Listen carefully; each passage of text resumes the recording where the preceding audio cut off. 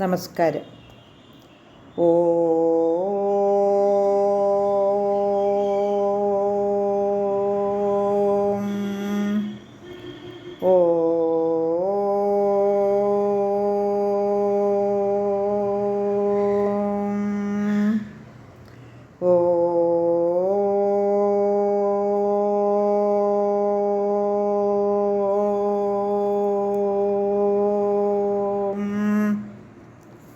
ശ്രീമദ് ദേവി ഭാഗവതം പ്രഥമസ്കന്ധം അധ്യായം 2 8 തുടങ്ങി 17 വരെയുള്ള ശ്ലോകങ്ങൾ പാരായണം ചെയ്യാം.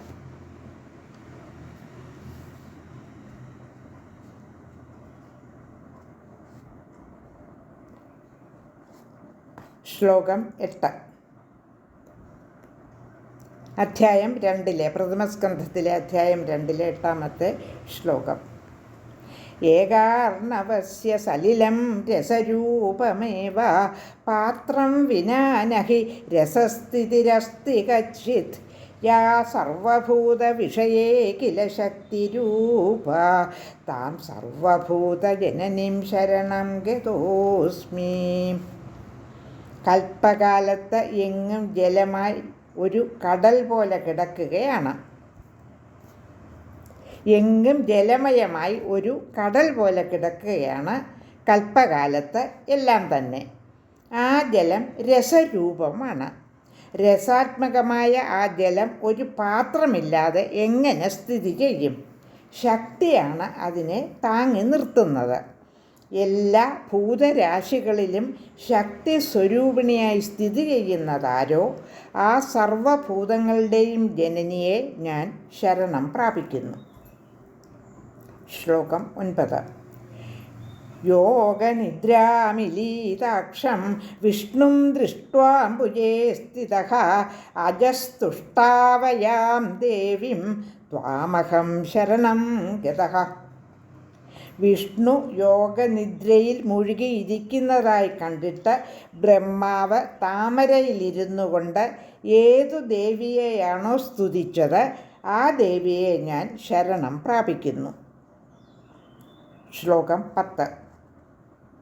താം ധ്യാത്വാ സഗുണാം മായാം മുക്തിദാം നിർഗുണാം തഥാ വക്ഷ്യേ പുരാണമഖിലം ശൃണ്വന്തു മുനയസ്ത്വിഹ.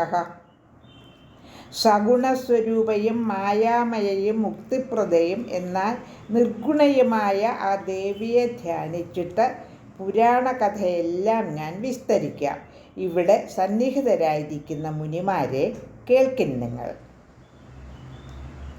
ശ്ലോകം 11.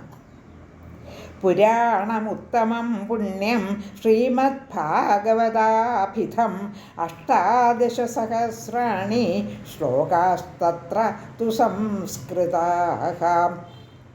ഉത്തമവും പുണ്യപ്രദവുമാണ് ശ്രീമദ് ഭാഗവതമെന്നു പേരുള്ള പുരാണം. ഇതിൽ സാരഗർഭങ്ങളായ 18,000 ശ്ലോകങ്ങളുണ്ട്. ശ്ലോകം 12.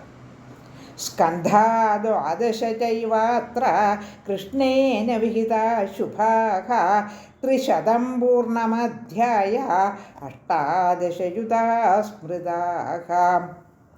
കൃഷ്ണദ്വൈപായനൻ രചിച്ച ഉത്തമമായ ഈ ഗ്രന്ഥത്തിൽ 12 സ്കന്ധങ്ങളും 318 അധ്യായങ്ങളുമുണ്ട്. ശ്ലോകം 13. ശ്ലോകം 13, 14, 15, 16, 17 ഇത്രയും ശ്ലോകങ്ങൾ ഒന്നിച്ച് പാരായണം ചെയ്യാം. ശ്ലോകം 13. 20 പ്രഥമേ തത്ര ദ്വിതീയേ 12 തു 30 തൃതീയേ തു ചതുർത്ഥേ 25. ശ്ലോകം 14. 35 പഞ്ചമേ പരികീർത്തിതാഃ 31 തഥാ ഷഷ്ഠേ 40 സപ്തമേ.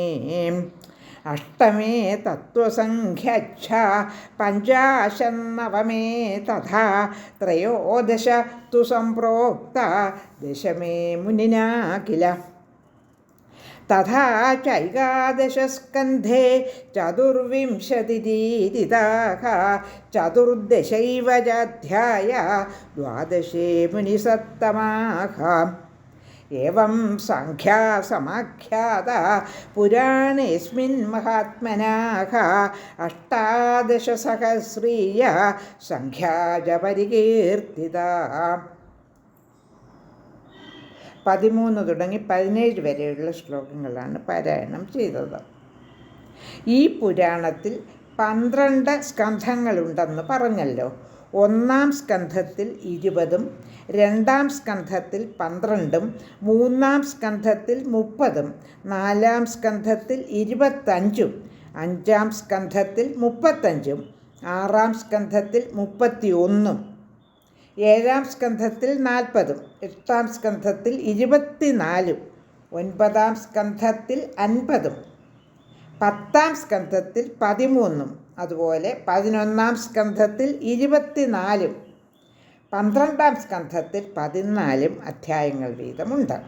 അങ്ങനെ ഈ പുരാണത്തിൽ ആകെ 318 അധ്യായങ്ങളും 18,000 ശ്ലോകങ്ങളുമുള്ളതായി വ്യാസൻ പറഞ്ഞിരിക്കുന്നു. ലോകാ സമസ്താ സുഖിനോ ഭവന്തു.